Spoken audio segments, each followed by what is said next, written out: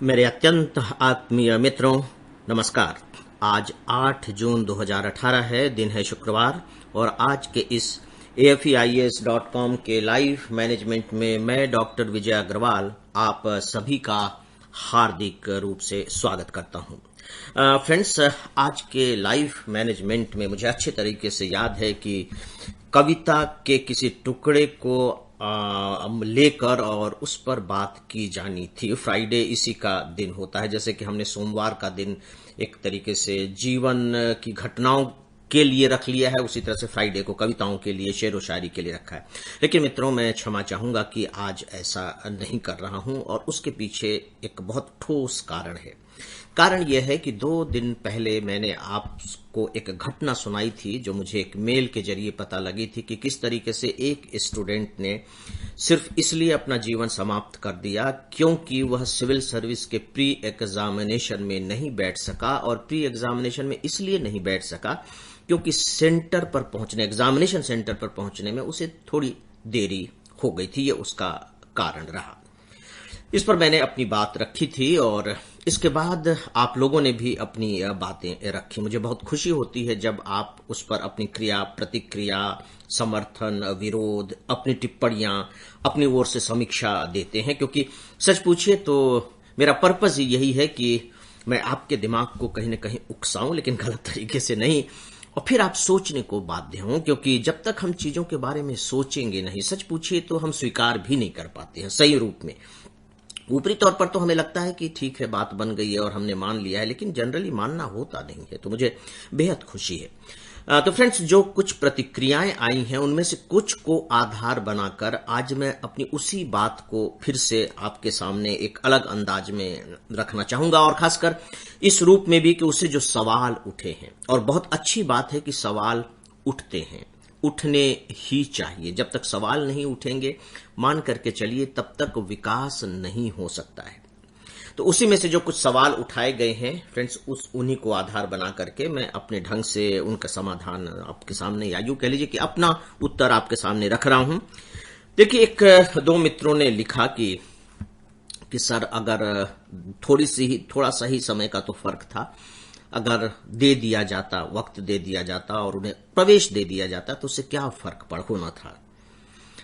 मित्रों, जब आप इमोशनल तरीके से सोचते हैं तो आपकी बात बिल्कुल सही है। यहां देखिए कि आप इसके बारे में ये तर्क क्यों दे रहे हैं। ये तर्क इसलिए दे रहे हैं क्योंकि जिसे परमिशन नहीं दी गई परीक्षा में बैठने की, उसने अपना जीवन समाप्त कर लिया।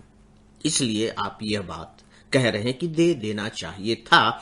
तो मतलब ये जो हम निष्कर्ष निकाल रहे हैं, इस निष्कर्ष के केंद्र में बहुत गहरे उसकी मृत्यु है, मर्यादा नहीं है।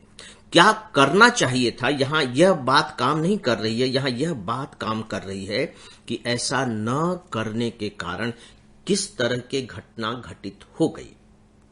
हम नहीं जानते कि हो सकता है कि इस तरह की और घटनाएं भी हुई हो जब अनुमति नहीं दी गई हो, लेकिन उन्होंने ऐसा कोई कदम नहीं उठाया। मेरे पास एक मेल आया जब मैंने ये घटना सुनाई, तो उसके जवाब में एक स्टूडेंट का मेल आया कि सर, मैंने गलती से अपने जो साइन करके जो लिखना होता है उसमें रोल नंबर की जगह कुछ और लिख दिया, और इसके बाद जब मैंने एग्जामिनर से बात बताया तो बोले कि नहीं, अब हम उसमें कुछ नहीं कर सकते हैं। और मैं जानती थी कि अब मेरी ये जो कॉपी है इसका मूल्यांकन नहीं होगा। इसके बावजूद मैं सेकेंड पेपर में भी बैठी, ये उसका जनरल स्टडीज के फर्स्ट पेपर में उसके साथ ये एक तरीके से दुर्घटना ही मैं कहूंगा हुई, लेकिन वो बाकायदे सेकेंड पेपर में भी वो बैठी। अब मैं स्पष्ट कर दूं कि वो बैठी, वो लड़की थी, ये मान करके कि ठीक है, वो तो जो होना था हो गया, तो मैं अपने एग्जाम को क्यों खराब करूं, देखते हैं, कम से कम एक अनुभव तो मिलेगा। तो ये जीवन को देखने का एक दूसरा तरीका है, ज्यादा यथार्थवादी और ठोस तरीका है। तो मित्रों, जब हम ये कहते हैं कि नहीं, परमिशन दे देनी चाहिए थी, तो देखिए कि हम किस चीज को आधार बनाकर ये बात कह रहे हैं, क्योंकि जिसने परमिशन नहीं दी उसको भी ये मालूम थोड़ी था कि ये लड़का जाएगा और इस तरीके का कदम उठा लेगा। और सच पूछे तो अगर वो धमकी भी देता तब भी हम सोच सकते हैं कि क्या वो परमिशन दे देते। वो परमिशन नहीं देते, बिल्कुल भी नहीं देते, चाहे धमकी ही क्यों न दी जाती, या कह लीजिए कि वहां बैठ करके सत्याग्रह ही क्यों न कर दिया जाता। भले पुलिस का सहारा लेना होता, लेकिन अनुमति नहीं दी जाती। चलिए, अब हम इस बात को इस रूप में देखते हैं कि अनुमति दे दी जाती, राइट? अब क्या होता, इसके बारे में भी हमें विचार करना चाहिए। नो डाउट कि अगर अनुमति दे दी जाती तो जिस स्टूडेंट ने ये कदम उठाया, बट नेचुरल है कि वो कदम नहीं उठाता और उसका जीवन सुरक्षित हो जाता, और ये उसके परिवार के लिए, उसके खुद के लिए, हमारे समाज और राष्ट्र के लिए एक बहुत बड़ी बात हो सकती थी, होती ही, कम से कम परिवार वालों के लिए तो होती ही होती। जीवन से बड़ी और कौन सी चीज हो सकती है, कौन सी वस्तु हो सकती है, कोई भी उतनी मूल्यवान नहीं होती। लेकिन अब आप आगे की चीजों को सोच करके देखिए। डेफिनेटली वहां वो अकेले व्यक्ति नहीं थे, दूसरे भी बहुत से इन्विजिलेटर्स होते हैं, उनका विरोध होता। हो सकता है कि उसके खिलाफ रिपोर्ट कर दी जाती कि इसने ऐसा कदम उठाया, या हो सकता है कि कुछ स्टूडेंट ही इस विरोध में खड़े हो जाते कि आपने ऐसे गलत परमिशन कैसे दे दी, या हो सकता है कि बाद में कुछ स्टूडेंट जाकर के कोर्ट में कोई याचिका दायर कर देते और पता लगा कि पूरे के पूरे सेंटर की ही नहीं, पूरा का पूरा एग्जामिनेशन ही कैंसिल हो गया। वी डोंट नो कि वो क्या शेप ले सकता था। अनुमति दे दिए जाने के बाद यह घटना किस रूप में आज हमारे सामने उपस्थित होती, हम नहीं जानते हैं। तो अब आपके सामने देखिए दो घटनाएं हैं। एक, अनुमति न देने पर उस लड़के ने अपना जीवन समाप्त कर लिया, और दूसरा है कि अनुमति दे देने पर क्या क्या हो सकता है। यह हम केवल प्रेडिक्ट कर सकते हैं, क्योंकि चूंकि अब वो ऐसा नहीं हुआ है तो घटनाएं भी क्या होंगी ये हम नहीं जानते। लेकिन डेफिनेटली ये तो पक्का जानिए कि बात आसानी से खत्म नहीं होती। और मित्रों, फिर एक बात और भी है, देखिए कि बात अगर आसानी से खत्म भी हो जाती तो अनुमति क्यों दी जानी चाहिए, इस पर अब आप लोग थोड़ा सा विचार करें और पूरी गंभीरता से विचार करें। देखिए, आप सिविल सर्वेंट अगर बनने जा रहे हैं तो पहली बात तो यह है कि विधि के प्रति सम्मान की भावना होनी ही चाहिए। अगर मैं विधि के प्रति सम्मान नहीं रखूंगा तो दूसरे को मैं विधि के प्रति सम्मान रखने की बात कैसे कह सकता हूं। और एज एन सिविल सर्वेंट आपको ये करना है। लॉ एंड ऑर्डर बनाए रखने के लिए आपके हाथ में कानून ही सबसे बड़ा हथियार होता है, और यदि उस हथियार को आप ही सम्मान नहीं देंगे तो दूसरे को आप कैसे कह सकेंगे, पहली बात।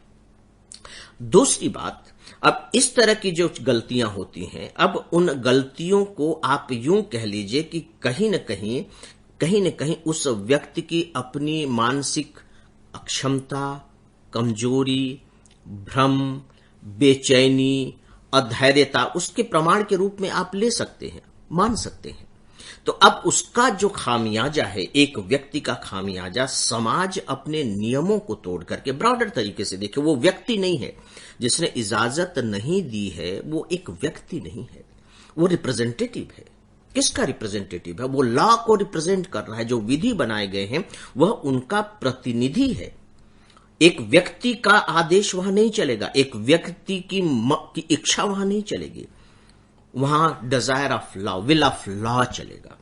तो विल ऑफ लॉ को वो रिप्रेजेंट कर रहा है, और अगर वही उस विल ऑफ लॉ को छोड़ेगा तो आप कल्पना करके देखिए कि कुछ लड़के इस बात को देख रहे थे, और जब वो कॉपी, घंटी बज चुकी है, समय खत्म हो चुका है, और वो कॉपी लेने के लिए जल्दी जल्दी स्टूडेंट के पास पहुंचता है। कुछ स्टूडेंट विरोध में खड़े हो सकते हैं कि सर हम अभी नहीं देंगे, हमें 10 मिनट और दिया जाए। वो कहेगा क्यों, समय खत्म हो चुका।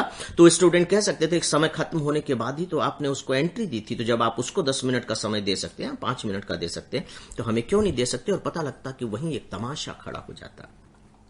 मित्रों, सीधी सी बात है, देखिए इस पर बहुत अलग अलग कोण से बहस हो सकती है, होनी ही चाहिए। इसी से हमारा दिमाग मथता है और नई चीजों को नए ढंग से सोचने के लिए वो तैयार होता है। यहां सबसे बड़ी बात है कि यदि मर्यादाएं हैं तो मर्यादाओं का पालन होना चाहिए। उसके फिर चाहे परिणाम आगे चल करके कितने भी अच्छे हों, कितने भी घातक हों, हम उसका अनुमान नहीं लगा सकते। और अगर कुछ मर्यादाएं ऐसी हैं जो आगे चल करके हमारे समाज के विकास को रोक रही हैं, लोगों की स्वतंत्रता को बाधित कर रही हैं, अव्यवस्था फैला रही हैं, तो फिर इसका एक उपाय है कि उन मर्यादाओं को बदल दिया जाए, उन्हें संशोधित कर दिया जाए, उन्हें खत्म कर दिया जाए। लेकिन जब तक वो मौजूद हैं तब तक उनका पालन किया ही जाना चाहिए, क्योंकि तभी हम अपने आप को भी अनुशासित रख सकेंगे। अगर हमारे सामने ये दृश्य हो आ जाए, हमारे दिमाग में ये थॉट आ जाए कि मर्यादाओं का कोई अस्तित्व नहीं है, उनकी कोई वैल्यू नहीं है, हम एग्जामिनेशन हॉल में देरी से भी जाएंगे तो कोई चलेगा, देरी तक लिखते रहेंगे तो भी चलेगा, तो सोच करके देखिए कि क्या होगा, अराजकता की स्थिति बन जाएगी। तो मुझे लगता है कि एक बात, एक सिविलियन होने के नाते, एक नागरिक होने के नाते हमारे दिमाग में बहुत स्पष्ट होना चाहिए, और वो ये कि विधि है, कानून है, नियम है, बनाए गए हैं, और जब तक वो हैं तब तक हमें पालन करना है। दिक्कत वहां होती है जब हम ये सोचते हैं कि इस विधि के कारण हमें दिक्कत हो रही है, हमारी स्वतंत्रताओं को बाधित कर रही है। मित्रों, हो सकता है कि वो मेरी स्वतंत्रता को बाधित कर रही हो, लेकिन मुझे ये नहीं भूलना चाहिए कि वही विधि जो अभी मेरी स्वतंत्रता को बाधित कर रही है, अप्रत्यक्ष रूप से मेरी स्वतंत्रता की रक्षा भी कर रही है। क्योंकि अगर हर कोई उसे तोड़ने लगेगा तो मुझे इस भ्रम में नहीं रहना चाहिए कि मेरी अपनी स्वतंत्रता भी उससे टूटेगी। तो जब हम मित्रों किसी भी घटना को व्यापक रूप में देखते हैं तो सच पूछिए उसका दृश्य बदल जाता है, और मैं चाहूंगा कि आप सब भी अपने आसपास की घटी हुई घटनाओं को लें और थोड़ा सा वक्त इस बात के लिए दें कि उस पर अलग अलग कोण से विचार कर सकें। इससे जो हमारी ब्रेन पावर है वो बहुत बढ़ती है, एनालिटिकल पावर भी बहुत बढ़ती है, और सच पूछे तभी हम अपने जीवन के यथार्थ के निकट आ पाते हैं। और आप जितने ज्यादा जीवन के यथार्थ के निकट आते चले जाएंगे, मान करके चलिए कि जीवन का आनंद उतना ही बढ़ता चला जाएगा और जीवन पर आपकी पकड़ उतनी ही अधिक होती चली जाएगी। तो मित्रों, आज की लाइफ मैनेजमेंट में बस इतना ही। जैसा कि मैंने कहा कि आज शुक्रवार है, अब 2 दिनों के बाद आप सबसे मुलाकात होगी। तब तक के लिए आप सबसे अनुमति चाहूंगा। नमस्कार।